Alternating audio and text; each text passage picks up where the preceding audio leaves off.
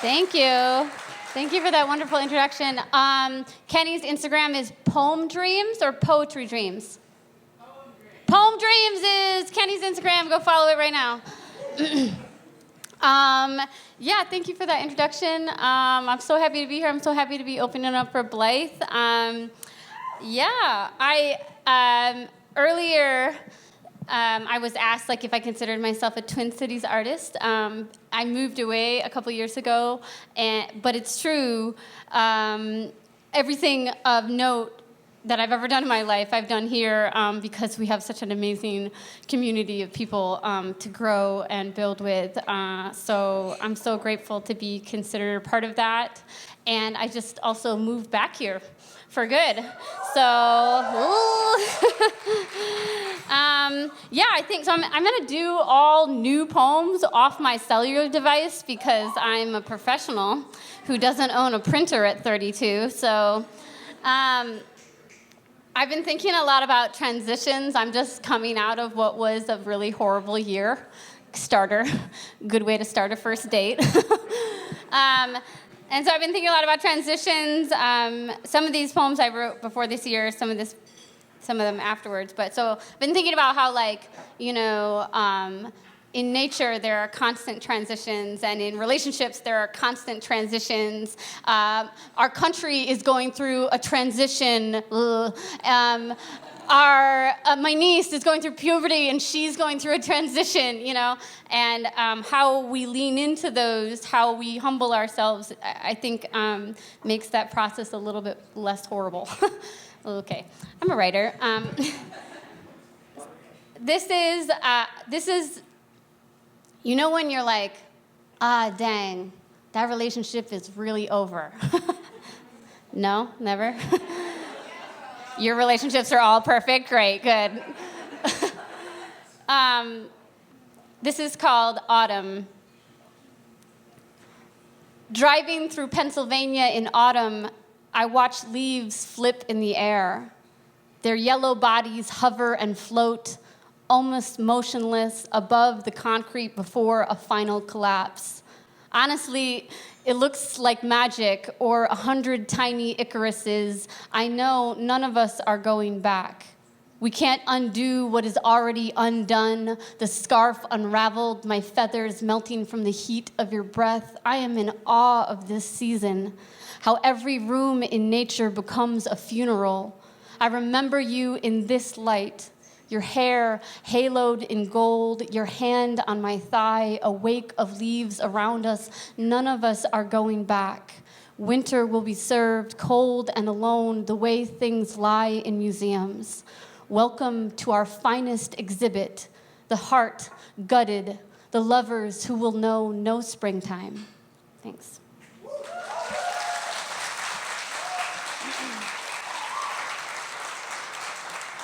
Right hand. This is called I Have a Hair in My Armpit. My 10-year-old niece squeals, half shock, half delight from inside the bathroom. We inspect. The hair is light, almost a cobweb, not the dark pelt of a woman yet, but it is impossible to ignore how her body is no longer draped as a child. More the scaffolding of a building unfinished. On her chest, 2 doughy coins. The straight pavement of her legs is beginning to turn. At first, I wanted her to stay small forever, a girl pan curled into a ball of yarn in my lap. Now, I delight in picturing whose heart she will swallow first, the lies she will tell her mothers, which parts of her body she will wish to sand down, born into a forest of women with axes for hands. I can save her from none of this, and would I if I could? Smooth the surface, numb her edges, or would I rather meet her on the other side of the table or phone, when someone proves how edible her heart is, or when the dark hounds of our family finally catch her scent.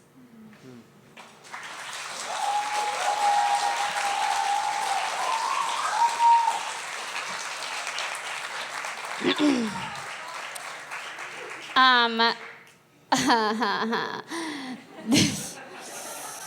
this poem is called Ode to Daddy. It's not about my father. I feel like I need to lunch after that. Okay. Ode to Daddy.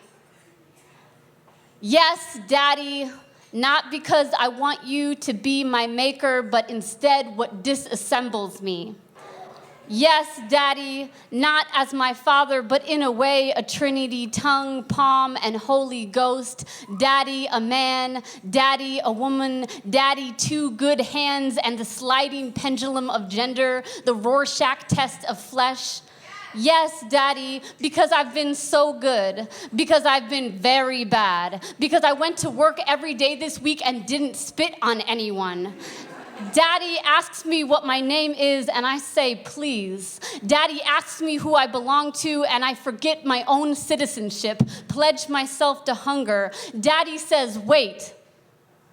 And my heart levies itself, shovels dirt over my legs, stacks heavy bags of sand on my chest like a woman accused of witchery. Our bodies capable of pain and pleasure at the same time, and even science can't explain such unlucky mechanics that we could crave what offends us.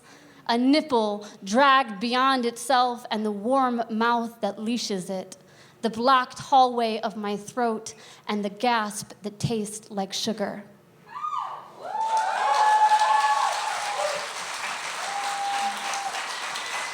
Okay.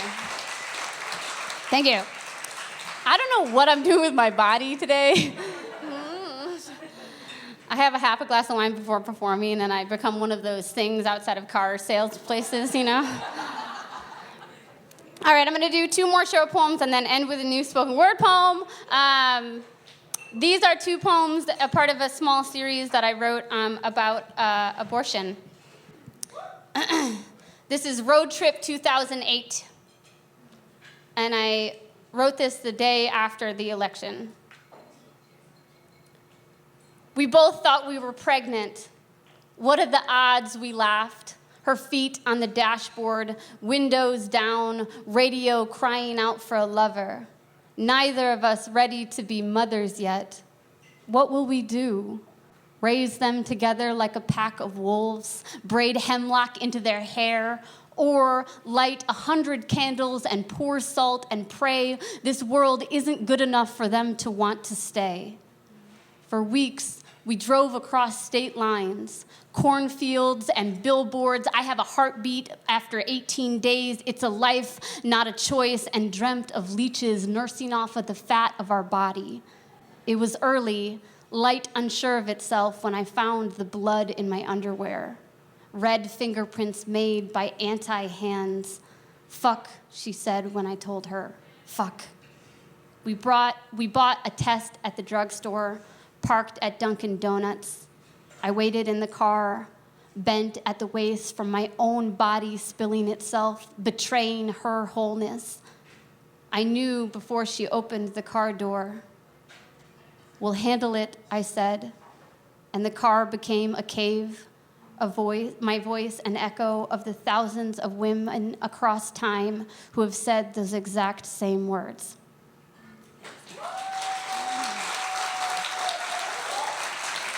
Thank you. And this is the second one in the series, and I asked my dad. My dad's like pretty liberal, but he grew up in a small town, and I was like, one day I said, Dad, are you pro-choice? And without missing a beat, he goes, yes, Sierra, it's just death. What are we all so afraid of? And I was like,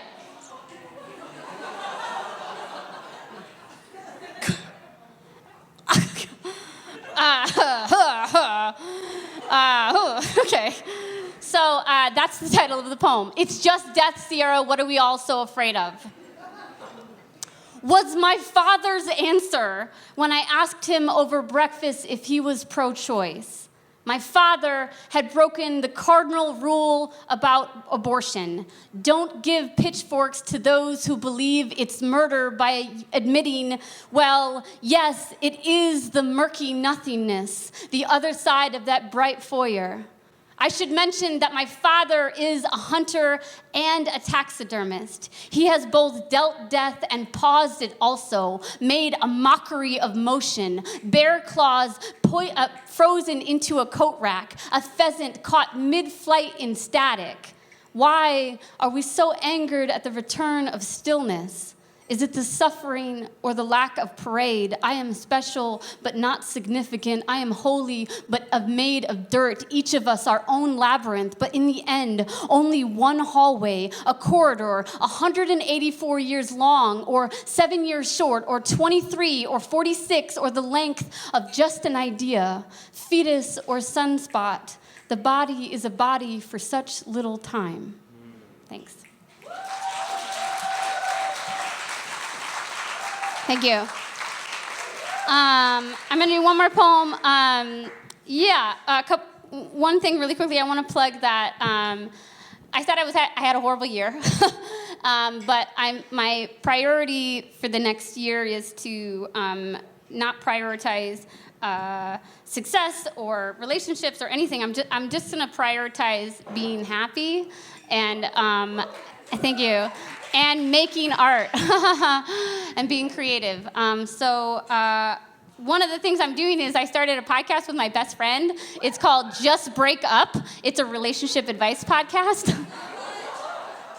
Ironically titled, obviously. But I hope you check it out. You can find it on iTunes or Apple Podcasts or Stitcher or Spotify or wherever you listen to your podcast. We really enjoy making it. It comes out every Monday. The first 3 episodes are already out. This is my new spoken word poem.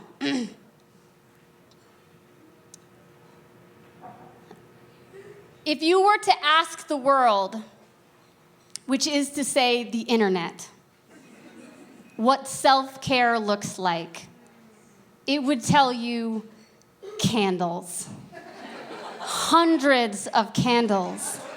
Stationed around your bathtub like a winking flower crown, flickering in the corner of your perfectly angled Instagram photo captioned me time.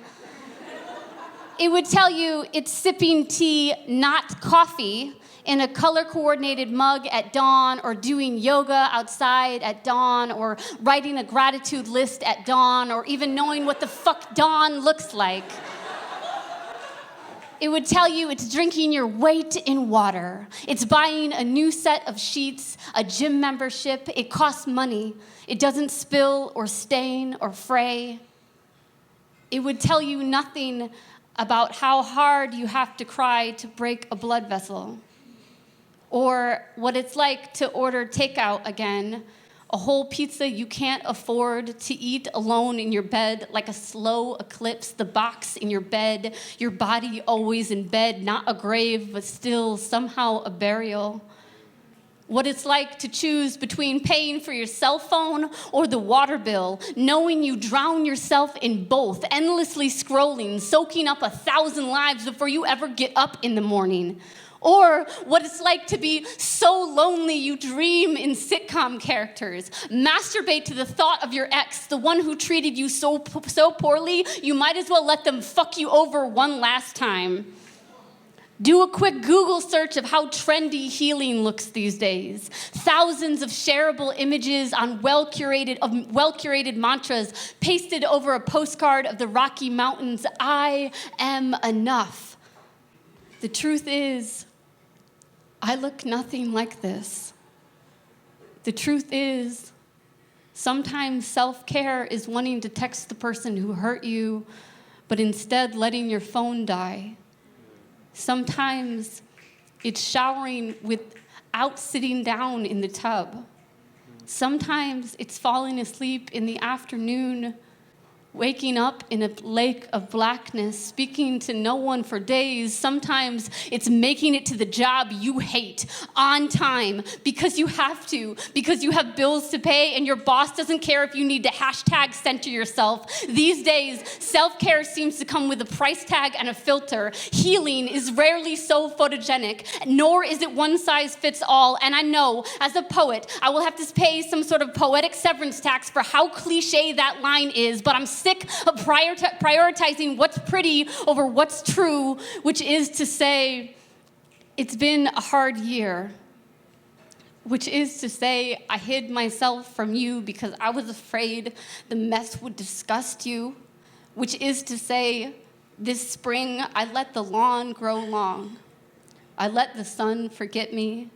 I ate that whole damn pizza myself.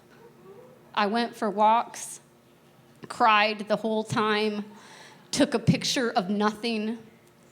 I found the box cutter again, renamed it an organ, a cancer, starved the desire to die from my body, let the laundry stay swallowed in the hamper, watched dust paint the coffee table, ignored the dishes in the sink, and I need you to know there was mold. None of it was pretty. Healing is a baby's first word. No one really taught them what to say. They just picked up what they could, made it up as they went along, and whatever we do, however we get to the next day, that is just as valid as the glittery veneer we've been taught to hide under. I know I am here because of where I am not. I did buy candles, though, from Target. The ones picked over and half off that smell like pine and cinnamon and a chemically engineered ocean. And isn't that self-care? Giving yourself permission to believe in seasons? Thank you.